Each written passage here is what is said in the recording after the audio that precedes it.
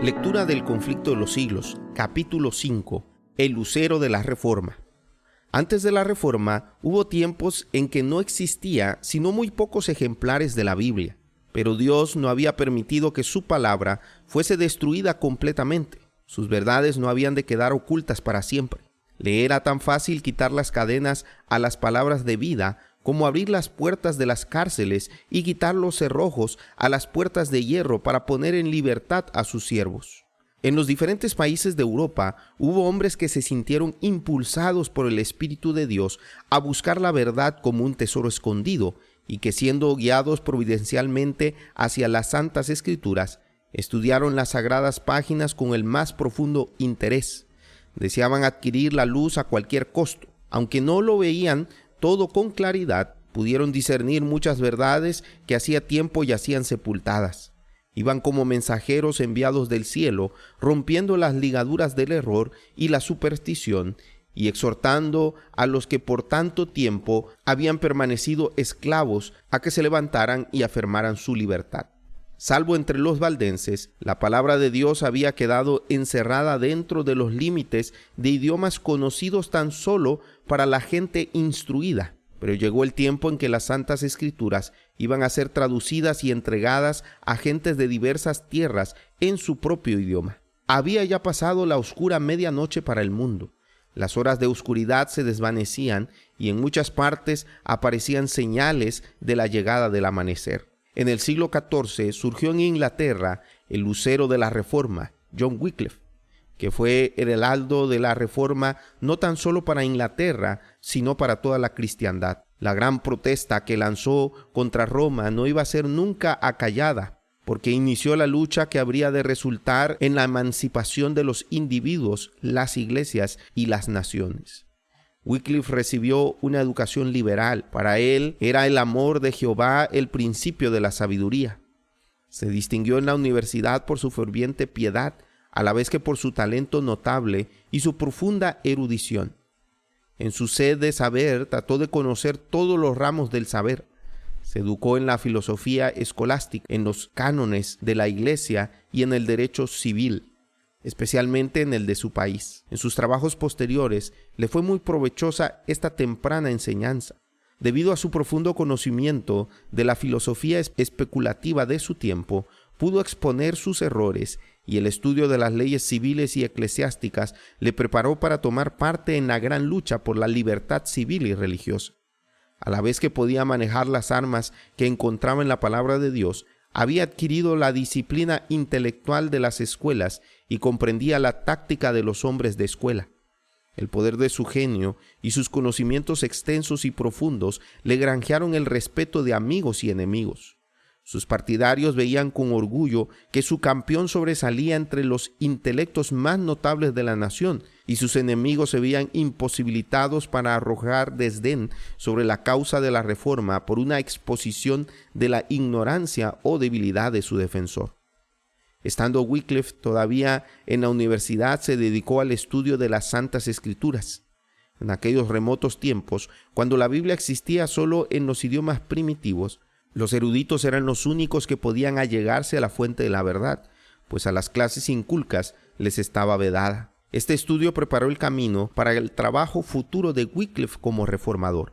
Algunos hombres ilustrados habían estudiado la palabra de Dios y en ella habían encontrado revelada la gran verdad de la gracia concedida gratuitamente por Dios, y por sus enseñanzas habían difundido esta verdad e inducido a otros a aceptar los oráculos divinos. Cuando la atención de Wycliffe fue dirigida a las Santas Escrituras, se consagró a escudriñarlas con el mismo empeño que había desplegado para adueñarse por completo de la instrucción que impartía en los colegios.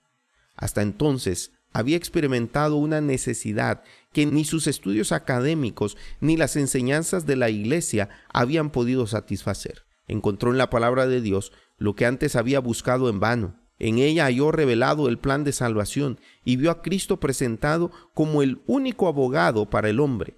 Se entregó al servicio de Cristo y resolvió proclamar las verdades que había descubierto. Como los reformadores que se levantaron tras de él, Wycliffe en el comienzo de su obra no pudo prever hasta dónde lo conduciría. No se levantó deliberadamente en oposición contra Roma, pero su devoción a la verdad no podía menos que ponerlo en conflicto con la mentira. Conforme iba discerniendo con mayor claridad los errores del papado, presentaba con creciente ardor las enseñanzas de la Biblia. Veía que Roma había abandonado la palabra de Dios, cambiándolo por las tradiciones humanas. Acusaba desembosadamente al clero de haber desterrado las santas escrituras y exigía que la Biblia fuese restituida al pueblo y que se estableciera de nuevo su autoridad dentro de la iglesia. Era maestro entendido y abnegado y predicador elocuente, cuya vida cotidiana era una demostración de las verdades que predicaba. Su conocimiento de las santas escrituras, la fuerza de sus argumentos, la pureza de su vida y su integridad y valor inquebrantables le ganaron la estima y la confianza de todos. Muchos de entre el pueblo estaban descontentos con su antiguo credo al ver las iniquidades que prevalecían en la iglesia de Roma, y con inmenso regocijo recibieron las verdades expuestas por Wycliffe. Pero los dirigentes papales se llenaron de ira al observar que el reformador estaba adquiriendo una influencia superior a la de ellos.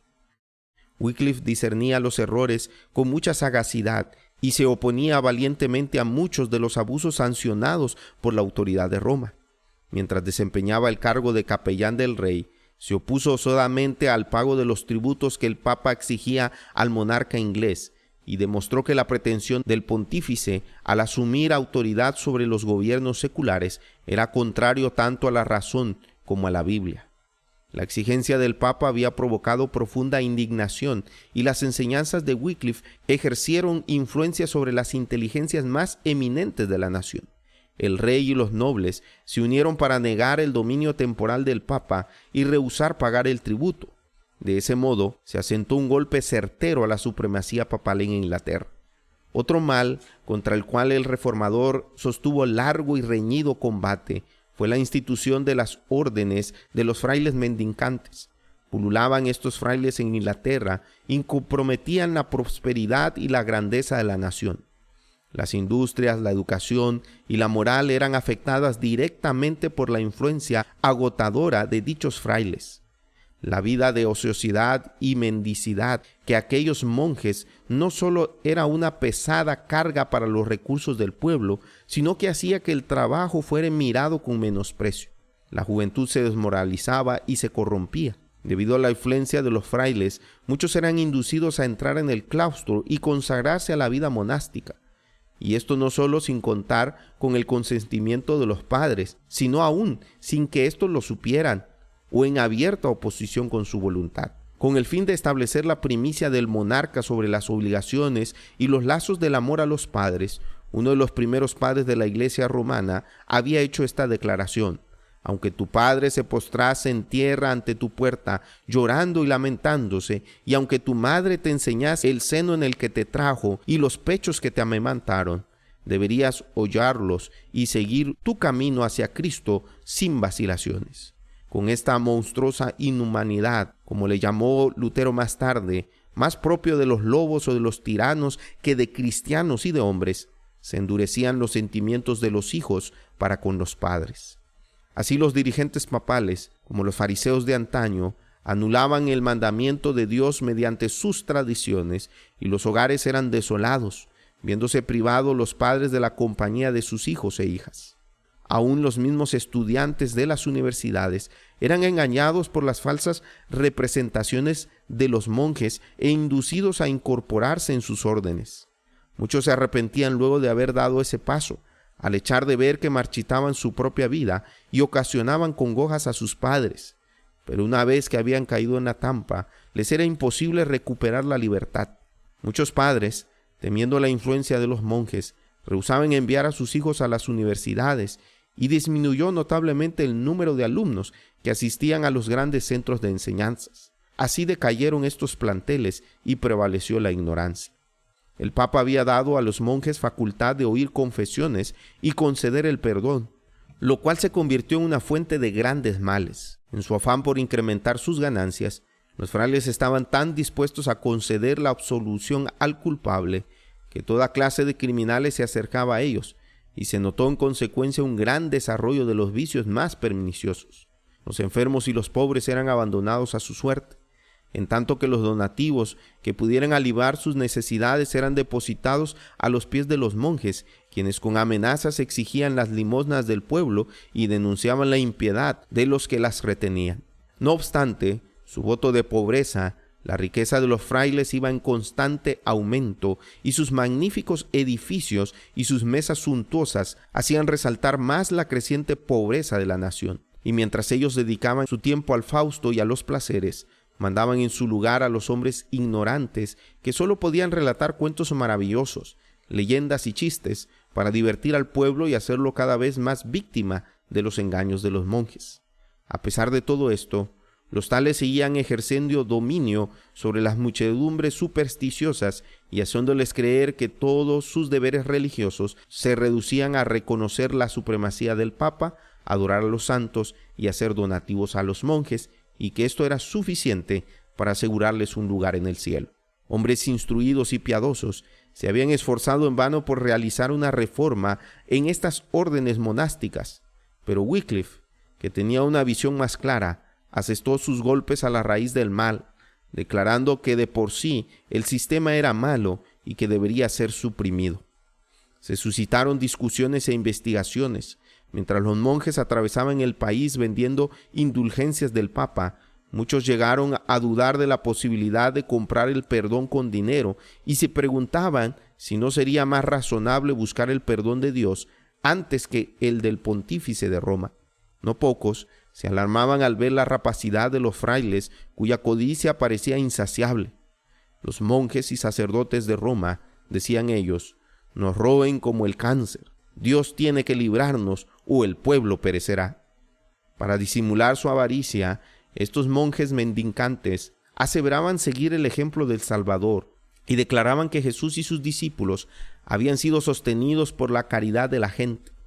Este aserto perjudicó su causa, porque indujo a muchos a investigar la verdad en la Biblia, que era lo que menos deseaba Roma. Pero los intelectos humanos eran así dirigidos a la fuente de la verdad que ella trataba de ocultar.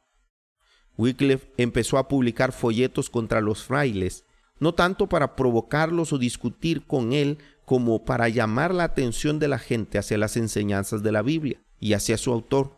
Declaró que el poder de perdonar o de excomulgar no le había sido otorgada al Papa en grado mayor que a los simples sacerdotes, y que nadie podía ser verdaderamente excomulgado mientras no hubiese primero atraído sobre sí la condenación de Dios.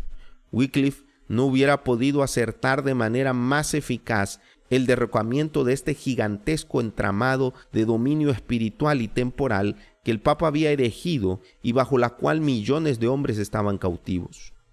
Wycliffe fue nuevamente llamado a defender los derechos de la corona de Inglaterra contra las usurpaciones de Roma, y habiendo sido proclamado embajador del rey, pasó 2 años en los Países Bajos conferenciando con los comisionados del Papa. Allí estuvo en contacto con eclesiásticos de Francia, Italia y España, y tuvo oportunidad de ver lo que había entre bastidores y de conocer muchas cosas que en Inglaterra no hubiera descubierto. Se enteró de muchas cosas que le sirvieron de argumento sus trabajos posteriores. En aquellos representantes de la corte del Papa leyó el verdadero carácter y las aspiraciones de la jerarquía. Volvió a Inglaterra para reiterar sus enseñanzas previas con más valor y celo que nunca. Declaró que la codicia, el orgullo y la impostura eran los dioses de Roma. Hablando del Papa y de los recaudadores, decía en uno de sus folletos: ellos sacan de nuestra tierra el sustento de los pobres y miles de marcos al año del dinero del rey a cambio de sacramentos y artículos espirituales, lo cual es maldita herejía simoniaca, y que hace en toda la cristiandad mantenga y afirme esta herejía. Y a la verdad, en sí nuestro reino hubiese un cerro enorme de oro, y no lo tocara jamás hombre alguno, sino solamente este recaudador sacerdotal orgulloso y mundano. En el curso del tiempo el cerro llegaría a gastarse por completo, porque él se lleva cuanto dinero haya en nuestra tierra y no nos devuelve más que la maldición de Dios pronunciada sobre su simonía. Poco después de su regreso a Inglaterra, Wycliffe recibió del rey el nombramiento de rector de Luttenworth. Esto lo convenció de que al menos el monarca no estaba descontento con la franqueza con la que había hablado. Su influencia se dejó sentir en las resoluciones de la corte, tanto como en las opiniones religiosas de la nación. Pronto fueron lanzadas contra Wycliffe los rayos y las centellas papales.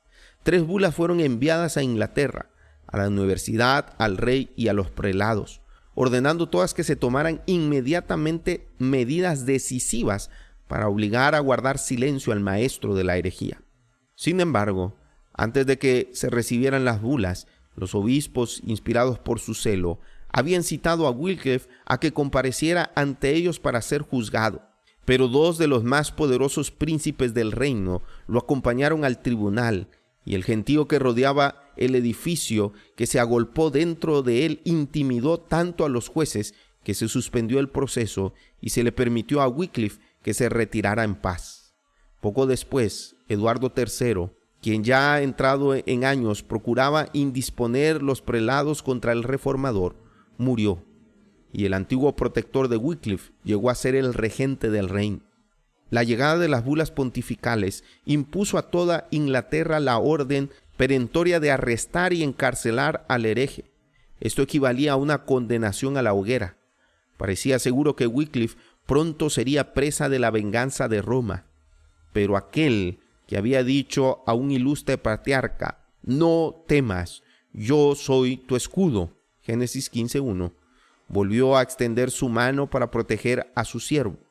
Así que el que murió no fue el reformador, sino Gregorio XI, el pontífice que había decretado su muerte, y los eclesiásticos que se habían reunido para el juicio de Wycliffe se dispersaron. La providencia de Dios dirigió los acontecimientos de tal manera que ayudaron al desarrollo de la Reforma. Muerto Gregorio, fueron elegidos 2 papas rivales, 2 poderes en conflicto, cada cual pretendiéndose infalible, reclamaban la obediencia de los creyentes. Cada uno pedía el auxilio de los fieles para hacerle la guerra al otro, su rival, y reforzaba sus exigencias con terribles anatemas contra los adversarios y con promesas celestiales para sus partidarios. Esto debilitó notablemente el poder papal. Las facciones rivales no tuvieron más remedio que atacarse mutuamente, de modo que Wycliffe pudo descansar por algún tiempo. Anatemas y recriminaciones iban de un papa al otro, y ríos de sangre corrían en la contienda de tan encontrados intereses. La iglesia rebosaba de crímenes y escándalos. Entretanto, el reformador vivía tranquilo, retirado en su parroquia de Luttenworth, trabajando diligentemente por hacer que los hombres apartaran la atención de los papas en guerra uno con otro y que se fijaran en Jesús, el príncipe de paz.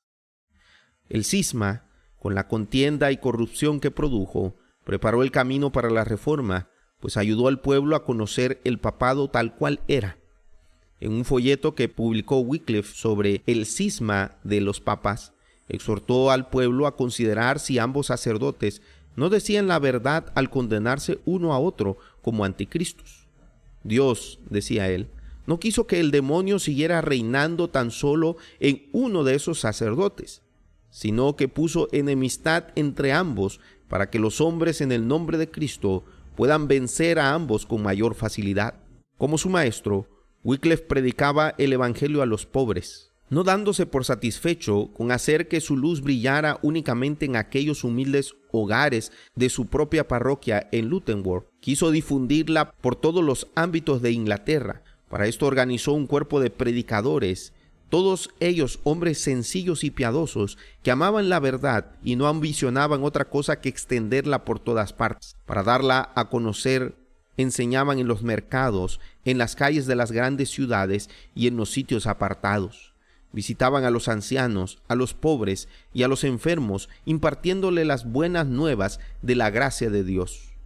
Como profesor de teología en Oxford, Wycliffe predicaba la palabra de Dios en las aulas de la universidad. Presentó la verdad a los estudiantes con tanta fidelidad que mereció el título de doctor del Evangelio. Pero la obra más grande de su vida había de ser la traducción de la Biblia en el idioma inglés. En una obra sobre la verdad y el significado de las Escrituras, dio a conocer su intención de traducir la Biblia para que todo hombre en Inglaterra pudiera leer en su propia lengua y conocer por sí mismo las obras maravillosas de Dios. Pero de pronto tuvo que suspender su trabajo. Aunque no tenía aún 70 años, sus ocupaciones continuas, el estudio y los ataques de sus enemigos lo habían debilitado y envejecido prematuramente. Le sobrevino una peligrosa enfermedad cuyas nuevas, al llegar a los oídos de los frailes, los llenaron de alegría. Pensaron que en tal trance lamentaría Wycliffe amargamente el mal que había causado a la iglesia. En consecuencia, se apresuraron a ir a su vivienda para oír su confesión. Dándole ya por agonizante, se reunieron en derredor de él los representantes de las 4 órdenes religiosas, acompañados por 4 dignatarios civiles, y le dijeron: «Tienes el sello de la muerte en tus labios. Conmuévete por la memoria de tus faltas y retráctate delante de nosotros de todo cuanto has dicho para perjudicarnos». El reformador escuchó con silencio. Luego ordenó a un criado que le ayudara a incorporarse en su cama, y mirándolos fijamente, mientras permanecían puestos en pie, esperando oír su retractación, les habló con aquella voz firme y robusta que tantas veces les había hecho temblar, y les dijo: «No voy a morir, sino que viviré para volver a denunciar las maquinaciones de los frailes». Sorprendidos y avergonzados, los monjes se apresuraron a salir del aposento. Las palabras de Wycliffe se cumplieron.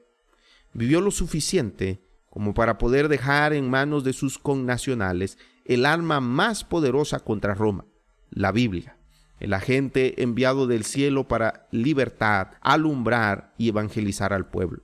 Muchos y grandes fueron los obstáculos que tuvo que vencer para llevar a cabo esta obra. Se veía cargado de achaques. Sabía que solo le quedaban unos pocos años que dedicar a sus trabajos y se daba cuenta de la oposición que debía arrostrar. Pero animado y por la promesa de la palabra de Dios, siguió adelante sin nada que lo intimidara. Estaba en pleno goce de sus fuerzas intelectuales y enriquecido por mucha experiencia. La providencia especial de Dios lo había conservado y preparado para esta, la mayor de sus obras. De modo que mientras toda la cristiandad se hallaba envuelto en tumultos, el reformador, en su rectoría de Luttenworth, sin hacer caso de la tempestad que rugía en derredor, se dedicaba a la tarea que había escogido. Por fin, la obra estaba lista. Acabó la primera traducción de la Biblia al inglés. El libro de Dios quedaba abierto para Inglaterra. El reformador ya no temía la prisión ni la hoguera. Había puesto en las manos del pueblo inglés una luz que jamás se extinguiría. Al darles la Biblia a sus compatriotas, había hecho más para romper las cadenas de la ignorancia y el vicio y para libertar y engrandecer a su nación, que todo lo que jamás se logró en las victorias más brillantes en los campos de batalla. Como todavía la imprenta no era conocida, los ejemplares de la Biblia no se multiplicaban sino mediante un trabajo lento y agotador. Tan grande era el empeño de poseer el libro que muchos se dedicaron voluntariamente a copiarlo. Sin embargo, les costaba mucho a los copistas satisfacer los pedidos.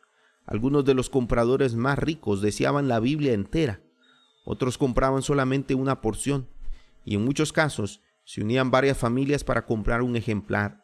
De este modo, la Biblia de Wycliffe no tardó en abrirse paso en los hogares del pueblo. Como el sagrado libro apelaba a la razón, logró despertar a los hombres de su pasiva sumisión a los dogmas papales. En lugar de esto, Wycliffe enseñaba las doctrinas distintivas del protestantismo, la salvación por medio de la fe en Cristo y la infalibilidad única de las Sagradas Escrituras. Los predicadores que él enviaba ponían en circulación la Biblia junto con los escritos del reformador, con tal éxito que la nueva fe fue aceptada por casi la mitad del pueblo inglés. La aparición de las Santas Escrituras trajo consternación a las autoridades de la iglesia. Estas tenían que hacer frente ahora a un agente más poderoso que Wycliffe, una fuerza contra la cual todas las armas servirían de poco. No había ley en aquel tiempo que prohibiese en Inglaterra la lectura de la Biblia, porque jamás se había hecho una versión en el idioma del pueblo. Tales leyes se dictaron poco después y fueron puestas en vigor del modo más riguroso, pero entre tanto, y a pesar de los esfuerzos del clero, Hubo oportunidad para que la palabra de Dios circulara por algún tiempo. Nuevamente, los dirigentes papales quisieron imponer silencio al reformador. Lo citaron ante 3 tribunales sucesivos para juzgarlo, pero sin resultado alguno. Primero, un sidonio de obispos declaró que sus escritos eran heréticos y, logrando que el joven rey Ricardo II se pusiera de su parte, obtuvo un decreto real que condenaba a prisión a todos los que sostuvieran las doctrinas condenadas. Wycliffe apeló de esa sentencia del sínodo al Parlamento. Sin temor alguno demandó al clero ante el Concilio Nacional y exigió que se reformaran los enormes abusos sancionados por la Iglesia. Con notable don de persuasión, describió las usurpaciones y las corrupciones de la sede papal, y sus enemigos quedaron confundidos. Los amigos y partidarios de Wycliffe se habían visto obligados a ceder, y se esperaba confiadamente que el mismo reformador, al llegar a la vejez y verse solo y sin amigos, se inclinaría ante la autoridad combinada de la corona y de la mitra. Pero en lugar de esto, los papistas se vieron derrotados. Entusiasmado por las elocuentes interpretaciones de Wycliffe, el Parlamento revocó el edicto de persecución y el reformador se vio nuevamente libre. Por tercera vez lo citaron para formarle juicio, y esta vez ante el más alto tribunal eclesiástico del reino. En esta Corte Suprema no podía haber favoritismo para las herejías. En ella debía asegurarse el triunfo para Roma y ponerse fin a la obra del reformador. Así pensaban los papistas. Si lograban su intento, Wycliffe se vería obligado a abjurar de sus doctrinas, o de lo contrario no saldría del tribunal más que para ser quemado. Wycliffe, sin embargo, no se retractó, ni quiso disimular nada. Sostuvo intrépido sus enseñanzas y rechazó los cargos de sus perseguidores. Olvidándose de sí mismo, de su posición y de la ocasión, emplazó a sus oyentes ante el tribunal divino y pesó los sofismas y las imposturas de sus enemigos en la balanza de la verdad eterna. El poder del Espíritu Santo se dejó sentir en la sala del concilio. Los circunstantes notaron la influencia de Dios y parecía que no tuvieran fuerzas suficientes para abandonar el lugar. Las palabras del reformador eran como flechas de la aljaba de Dios, que penetraban y herían sus corazones. El cargo de herejía que pesaba sobre él, Wycliffe lo lanzó contra ellos con poder irresistible. Los interpeló por el atrevimiento con que extendían sus errores y los denunció como los traficantes que por amor al lucro comerciaban con la gracia de Dios. ¿Contra quién pensáis que estás contendiendo?, dijo al concluir. ¿Con un anciano que está ya al borde del sepulcro? No, contra la verdad que es más fuerte que vosotros y que os vencerá. Y diciendo esto se retiró de la asamblea sin que ninguno de los adversarios intentara detenerlo. La obra de Wycliffe quedaba casi concluida. El estandarte de la verdad que él había sostenido por tanto tiempo iba pronto a caer de sus manos, pero era necesario que diese un testimonio más en favor del Evangelio. La verdad debía ser proclamada desde la misma fortaleza del imperio del error. Fue emplazado Wycliffe a presentarse ante el tribunal papal de Roma, que había derramado tantas veces la sangre de los santos.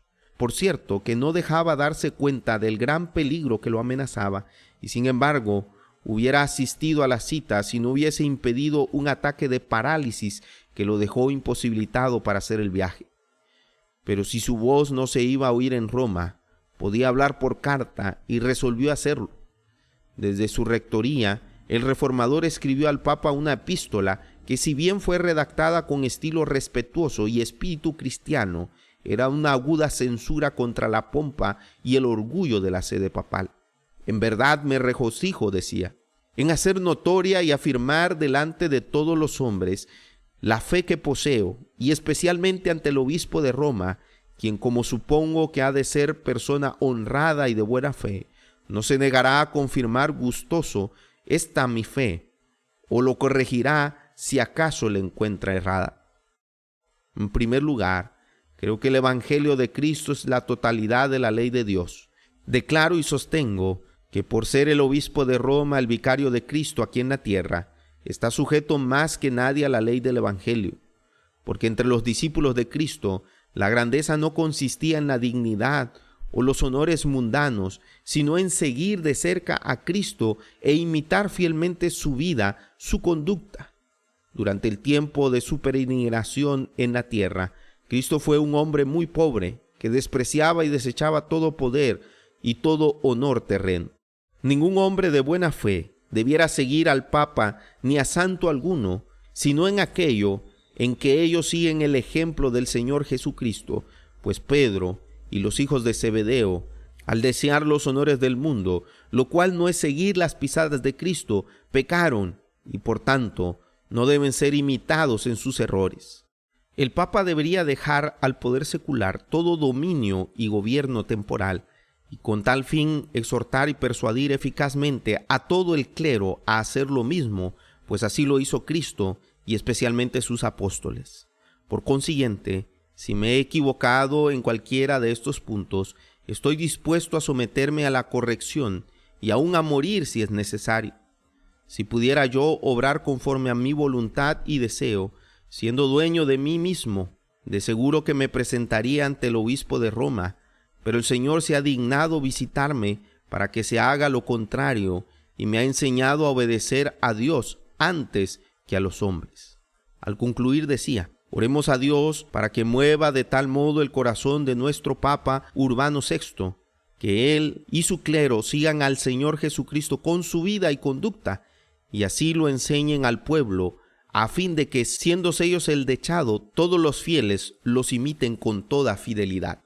Así enseñó Wycliffe al Papa y a sus cardenales la mansedumbre y humildad de Cristo, haciéndolos ver no solo a ellos, sino a toda la cristiandad, el contraste que había entre ellos y el maestro de quien profesaban ser representantes.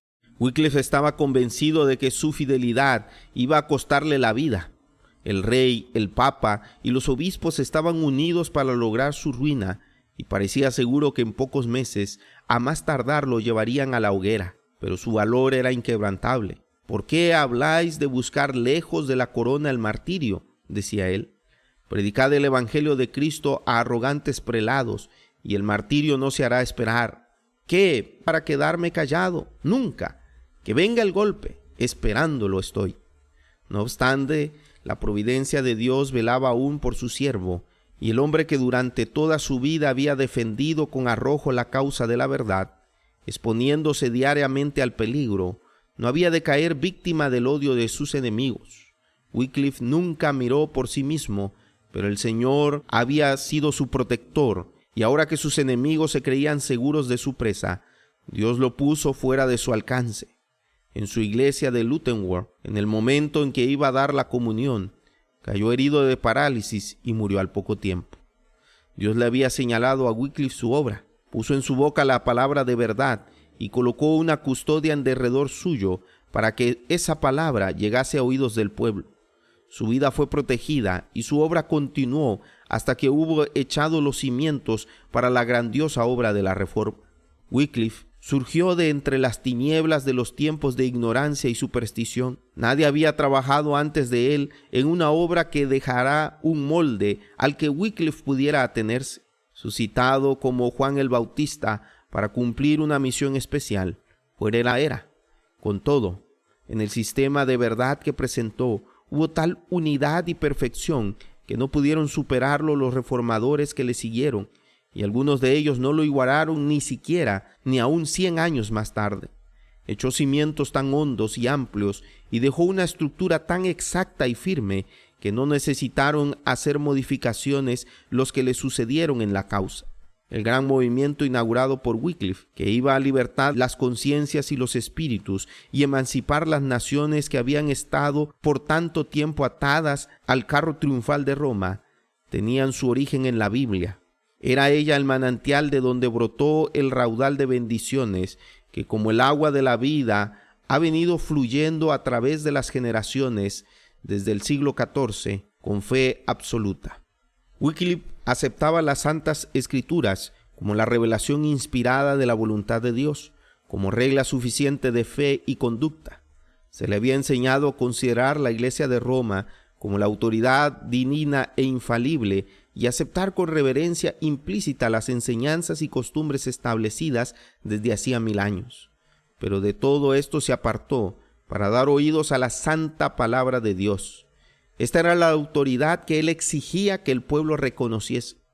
En vez de la iglesia que hablaba por medio del Papa, declaraba él que la única autoridad verdadera era la voz de Dios escrita en su palabra, y enseñó que la Biblia es no solo una revelación perfecta de la voluntad de Dios, sino que el Espíritu Santo es su único intérprete, y que por el estudio de sus enseñanzas, cada uno debe conocer por sí mismo sus deberes. Así logró que los hombres se fijaran en la palabra de Dios y dejaran de un lado el Papa y la Iglesia de Roma. Wycliffe fue uno de los mayores reformadores. Por la amplitud de su inteligencia, la claridad de su pensamiento, su firmeza para sostener la verdad y su intrepidez para defenderla, fueron pocos los que lo igualaron entre los que se levantaron tras de él. Caracterizaban al primero de los reformadores su pureza de vida, su actividad incansable en el estudio y el trabajo, su integridad intachable, su fidelidad con el ministerio y sus nobles sentimientos, que eran los mismos que se notaron en Cristo Jesús. Y por esto, no obstante la oscuridad intelectual y la corrupción moral de la época en que se vivió, el carácter de Wycliffe es una prueba del poder educador y transformador de las Santas Escrituras. A la Biblia debió él todo lo que fue. El esfuerzo hecho para comprender las grandes verdades de la revelación imparte vigor en todas las facultades y las fortalece, ensancha el entendimiento, aguza las percepciones y madura el juicio. El estudio de la Biblia ennoblecerá como ningún otro estudio el pensamiento, los sentimientos y las aspiraciones. Da constancia en los propósitos, paciencia, valor y perseverancia. Refina el carácter y santifica el alma. Un estudio serio y reverente de las Escrituras, el poder de las mentes de quienes se dedicaran a él en contacto directo con la mente del Todopoderoso, darían al mundo hombres de intelecto mayor y más activos, como también de principios más nobles, de los que pueden resultar de la más hábil enseñanza de la filosofía humana. La exposición de tus palabras alumbra, hace entender a los sencillos. Salmos 119, 130. Las doctrinas que enseñó Wycliffe siguieron cundiendo por algún tiempo. Sus partidarios, conocidos por wyclifistas y lolardos, no solo recorrían Inglaterra, sino que esparcieron por otras partes, llevando a otros países el conocimiento del Evangelio. Cuando su líder falleció, los predicadores trabajaron con más celo que antes y las multitudes acudían a escuchar sus enseñanzas. Algunos miembros de la nobleza y la misma esposa del rey se contaban entre los conversos, y en muchos lugares se notaba en las costumbres del pueblo un cambio notable, y se sacaron de la iglesia los símbolos idólatras del romanismo. Pero pronto la tempestad de la despiadada persecución se desató sobre aquellos que atrevían a aceptar la Biblia como guía. Los monarcas ingleses, ansiosos de confirmar su poder con el apoyo de Roma, no vacilaron en sacrificar a los reformadores. Por primera vez en la historia de Inglaterra fue decretado el uso de la hoguera para castigar a los propagadores del Evangelio. Los martirios seguían a los martirios. Los que abogaban por la verdad eran desterrados o atormentados y solo podían clamar al oído de Dios de Seboá. Se les perseguía como el enemigo de las iglesias y traidores del rey. Pero ellos seguían predicando en lugares secretos, buscando refugio, lo mejor que podían en las humildes casas de los pobres y escondiéndose muchas veces en cuevas y antros de la tierra. A pesar de la ira de los perseguidores, continuó serena, firme y paciente por muchos siglos la protesta que los siervos de Dios sostuvieron contra la perversión predominante de las enseñanzas religiosas. Los cristianos de aquellos tiempos primitivos no tenían más que un conocimiento parcial de la verdad, pero habían aprendido a amar la palabra de Dios y a obedecerla, y por ello sufrían con paciencia. Como los discípulos en los tiempos apostólicos, muchos sacrificaban sus propiedades terrenales por causa de Cristo. Aquellos a quienes se permitía habitar en sus hogares daban asilo con gusto a sus hermanos perseguidos, y cuando a ellos también se les expulsaba de sus casas, aceptaban alegremente la suerte de los desterrados. Cierto es que miles de ellos, aterrorizados por la furia de los perseguidores, compraron su libertad haciendo el sacrificio de su fe y salieron de las cárceles llevando el hábito de los arrepentidos para hacer pública retractación. Pero no fue escaso el número, contándose entre ellos nobles y ricos, así como pobres y humildes, de los que sin miedo alguno daban testimonio de la verdad en los calabozos, en las torres lolardas, gozosos en medio de los tormentos y las llamas, de ser tenidos como dignos de participar de sus padecimientos. Filipenses 3:10. Los papistas fracasaron en su intento de perjudicar a Wycliffe durante su vida, y su odio no podía aplacarse mientras que los restos del reformador siguieran descansando en la paz del sepulcro. Por un decreto del Concilio de Constanza, más de 40 años después de la muerte de Wycliffe, sus huesos fueron exhumados y quemados públicamente y las cenizas arrojadas en un arroyo cercano. Ese arroyo, dice un antiguo escritor, llevó las cenizas al río Avon, el Avon al Severna, el Severna a los mares y este a los océanos. Y así es como las cenizas de Wycliffe son emblemas de sus doctrinas, las cuales se hallan esparcidas hoy día por el mundo entero. Cuán poco alcanzaron a comprender sus enemigos el significado de su acto perverso. Por medio de los escritos de Wycliffe, Juan Hus de Bohemia fue inducido a renunciar a muchos de los errores de Roma y a asociarse a la obra de reforma. Y de este modo, en aquellos dos países, tan distantes uno del otro, fue sembrada la semilla de la verdad. De Bohemia se extendió la obra hasta otros países. La mente de los hombres fue encauzada hacia la palabra de Dios, que por tan largo tiempo había sido relegada al olvido. La mano divina estaba así preparando el camino a la gran reforma.